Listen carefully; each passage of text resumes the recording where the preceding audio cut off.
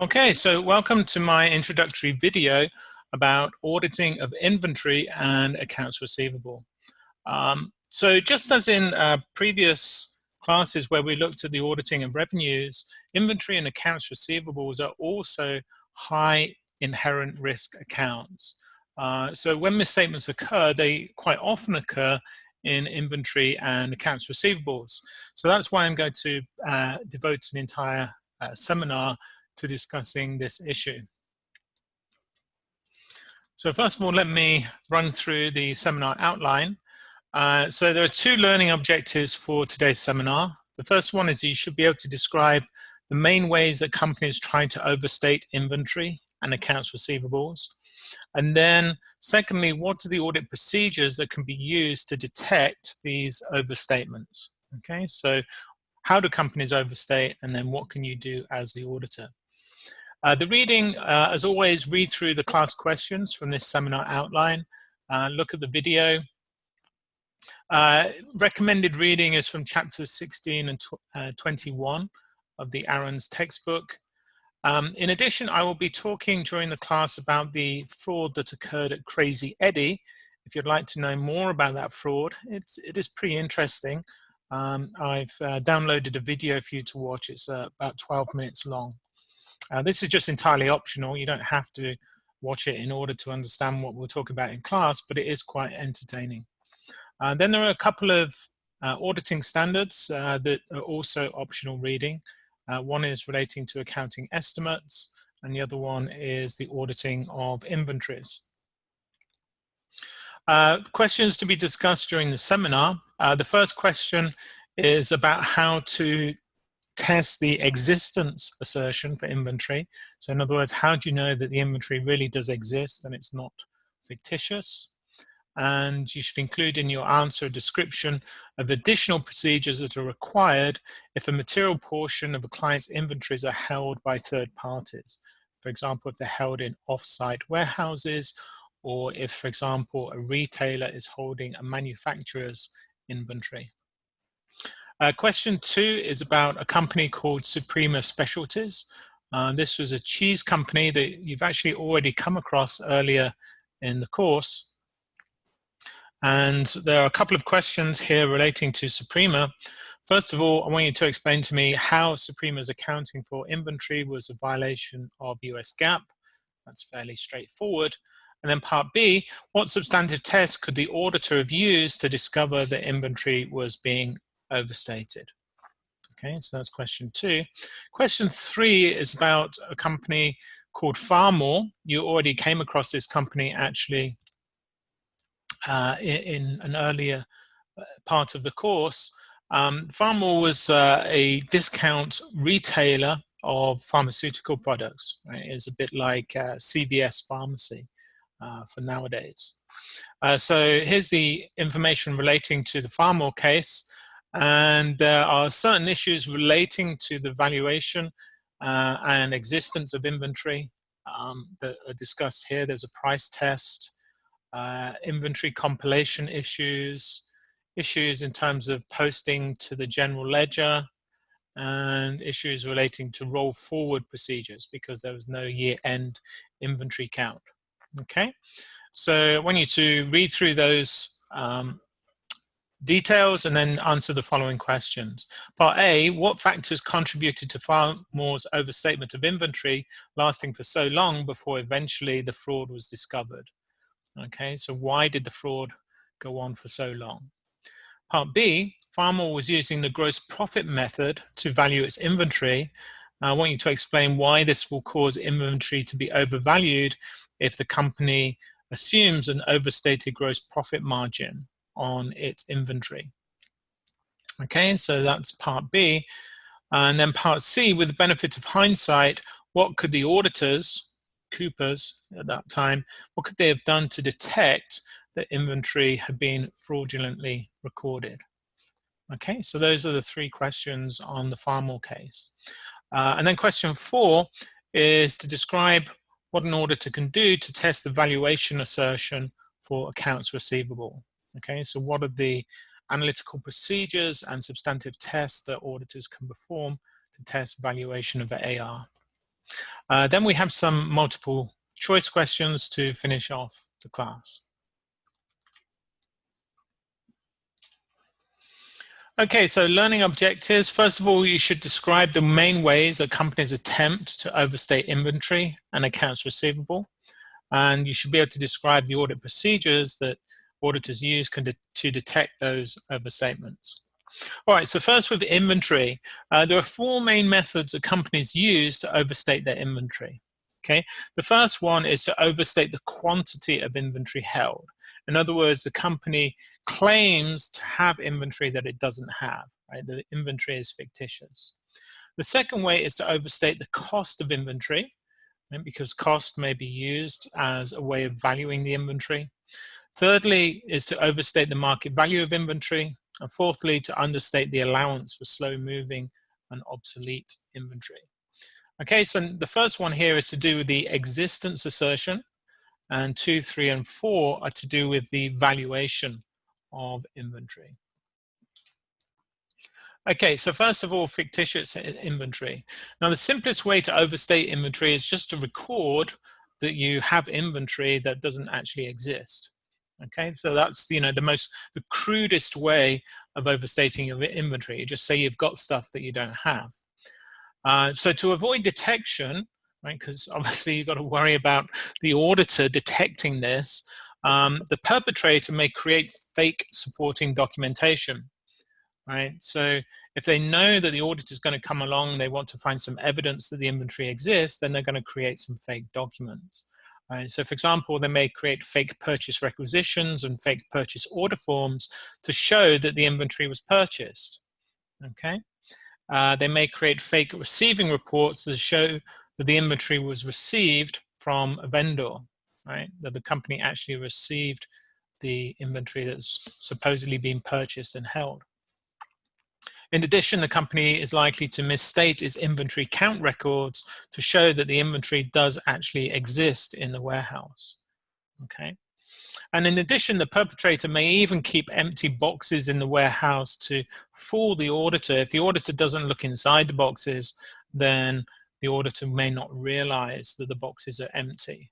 Right. So these are some common tactics that companies will use if they're going to persuade a naive auditor that they have inventory which they don't really have. Now, there have been some famous frauds in which auditors did fail to detect cases of fictitious inventory. So I'm going to talk about 3 examples in the next few slides. Some of these examples are quite old, but nevertheless they're interesting, partly because of their significance to the auditing profession. The first case was a company called McKesson and Robbins from the 1930s.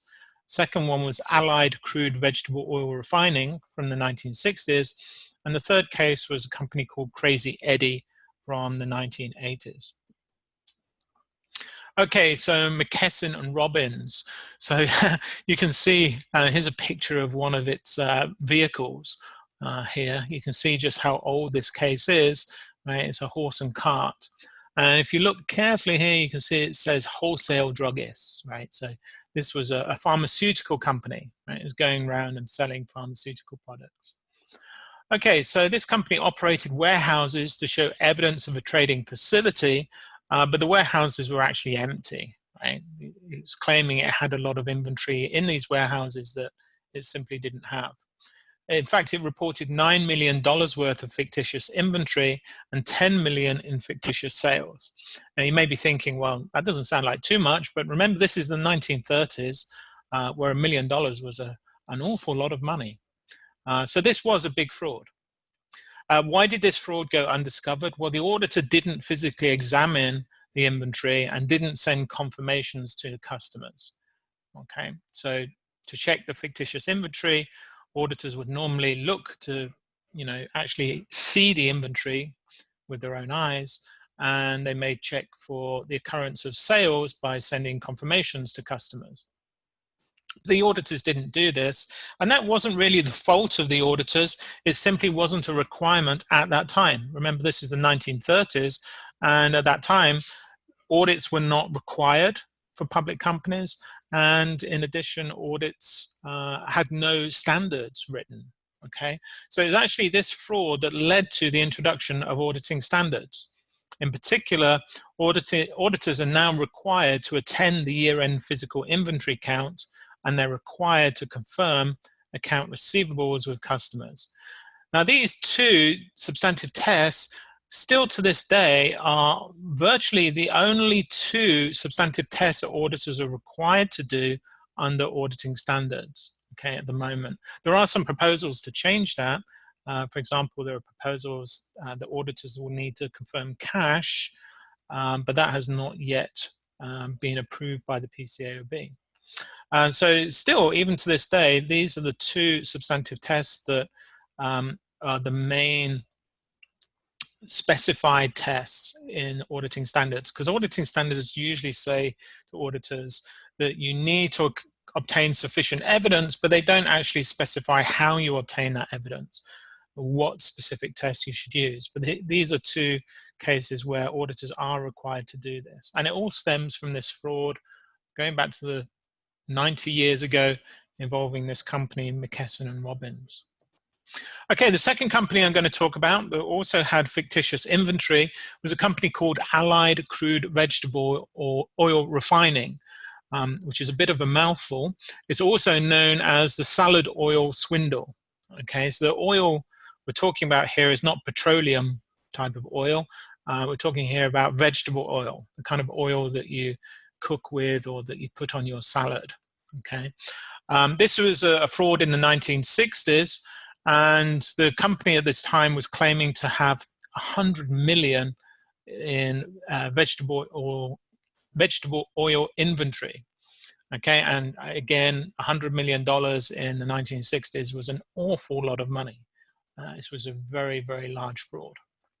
Why did the company do this? Well, it was using the fictitious oil inventory as collateral to raise loans. Right? So it's going to these banks and saying, hey, you know, we've got $100 million worth of inventory, you know, based on this, would you lend us some money, right? And the banks naively did lend the money. They thought that the oil existed.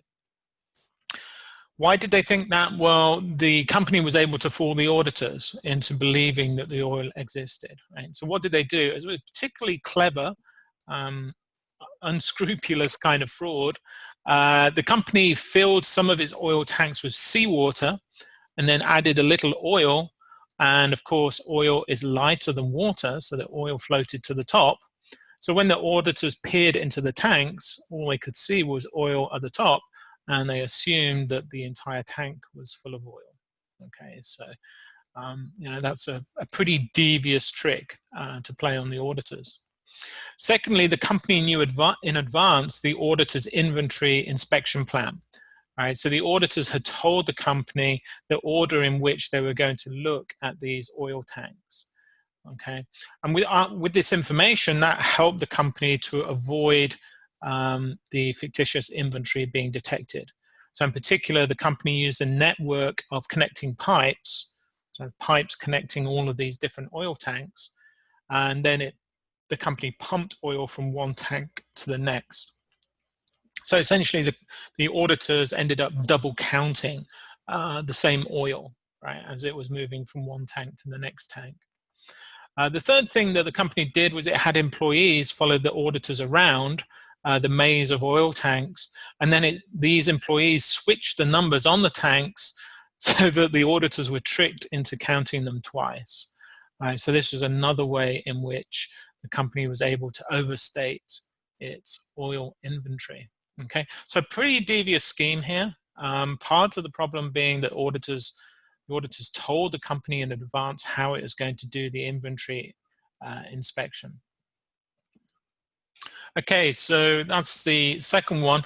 Now, it turns out that a simple investigation would have revealed that the amount of oil that the company was supposedly holding and the amount of oil that it said it had sold actually exceeded the total amount of vegetable oil consumed in the entire United States. So even though this was a fairly sophisticated fraud in terms of the inventory examination from the auditors, just a simple analytical procedure comparing the national oil consumption with the amount that the company was claiming to have sold would have revealed that, you know, there's no way the company could have sold this amount of oil.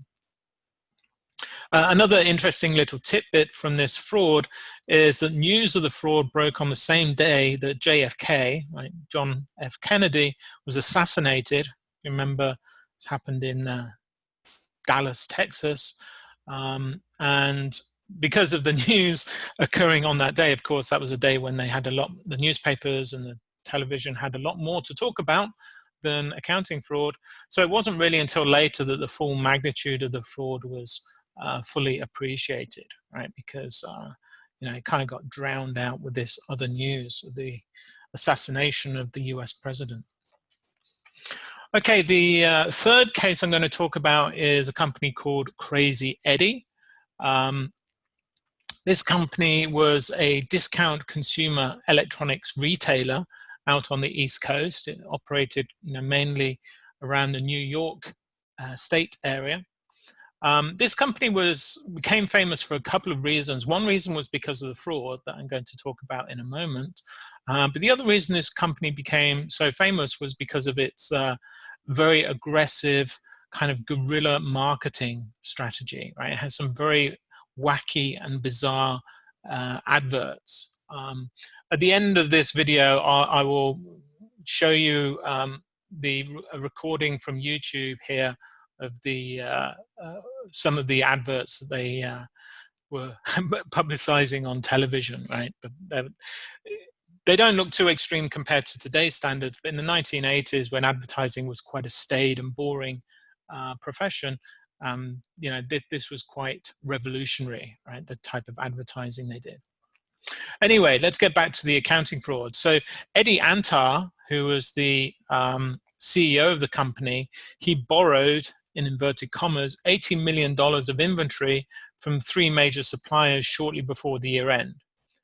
Okay, so you may be wondering, well, why on earth would the suppliers participate in this fraud? Why would they hand over their product even on a temporary basis?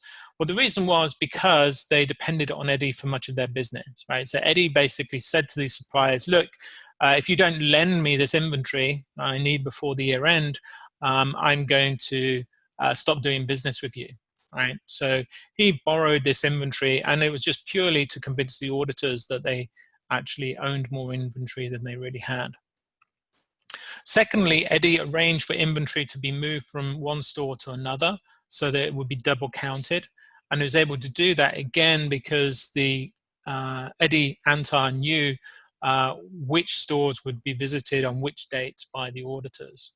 Okay, so there wasn't a surprise element to the inventory inspections. Thirdly, someone got into the auditor's desk and altered the inventory count sheets to increase the numbers. Okay, so the auditors were a little bit sloppy. They left working papers lying around on the company's premises, and it was relatively easy for the CFO of the company, who's Sam Antar, to get into the auditor's desk and see what the auditors were doing in terms of their testing of inventory. Anyway, so the auditors were pretty sloppy in this case, and the auditors, Pete Marwick, that was the predecessor firm of KPMG, ended up having to pay more than $42 million in compensation to investors. Okay, so all of those examples I've just gone through are to do with the existence assertion for inventory. In other words, the inventory was fictitious and the auditors didn't realize this. So my first question is, what audit procedures can be used to test for fictitious inventory? And then include in your answer a description of the additional procedures that are required if a material portion of the inventories are held by third parties. Okay, so that's where we'll start in the next class. And just to conclude this video, I'll add on this series of adverts from Crazy Eddie so you can see what kind of advertising they were doing at that time. Okay, thank you for watching. It's Crazy Eddie's greatest stereo sale ever. Get anything and everything in stereo equipment. Get it all now during Crazy Eddie's greatest stereo sale ever. Crazy Eddie, his prices are insane. Get those earmuffs off! And listen to this. Crazy Eddie's Christmas blowout blitz is going on now with the lowest sale prices ever on receivers, speakers, turntables, compact disc players, stereo rack systems, anything and everything in audio equipment. Remember, we are not undersold, we will not be undersold, we cannot be undersold, and we mean it. You don't have to ski cross country to get the lowest sale prices on audio equipment, because Crazy Eddie's Christmas audio blowout blitz is going on now at a Crazy Eddie superstore near you. Crazy Eddie, his prices are... Edison came up with lots of great ideas, but nothing as great as a new Crazy Eddie Edison, New Jersey superstore. Yes, Crazy Eddie's Edison, New Jersey grand opening is going on right now through Sunday. Thousands of free Crazy Eddie T-shirts and baseball caps, and all great Crazy Eddie superstores are celebrating during Crazy Eddie's grand opening blowout blitz. So come on down to Edison, New Jersey. Thousands of free Crazy Eddie T-shirts and baseball caps. Let Crazy Eddie light up your life with prices that are insane. It's beginning to look a lot like Christmas, especially at Crazy Eddie, because it's a Crazy Eddie TV and video Christmas blowout blitz. Crazy Eddie's going to save you a blizzard of bucks on giant screen TVs, video recorders, portable TVs, video camcorders, anything and everything in TV and videos on sale now. Remember, we are not undersold, we will not be undersold, we cannot be undersold, and we mean it. It's a winter wonderland. It's a winter wonderland during Crazy Eddie's Christmas blowout blitz. See Crazy Eddie now. His prices are insane. Ladies, gentlemen, and reindeer, it's a Crazy Eddie Christmas blowout blitz. You'll save more money than ever before on anything and everything in home entertainment. Crazy Eddie's prices are insane. Crazy Eddie's the man on the move with his Crazy Eddie portable blowout blitz. Get a portable TV, portable radio, video camcorder, portable phone. Get anything and everything that's portable on sale now. Remember, we are not undersold. We will not be undersold. We cannot be undersold, and we mean it. It's a Crazy Eddie portable blowout blitz. Get anything and everything that's portable on sale right now. Crazy Eddie, his prices are portably insane. Anything and everything goes. Crazy Eddie's crushing prices on color TVs, video recorders, stereo systems, compact disc players. It's Crazy Eddie's greatest clearance sale ever. Anything and everything goes. Demonstrators, floor samples, red tag specials, all with full manufacturer's guarantees and most priced at or below cost. Anything and everything goes. Crazy Eddie's smashing prices to smithereens on everything in his humongous inventory. It's Crazy Eddie's greatest clearance sale ever, going on now at all great Crazy Eddie locations with prices that are insane.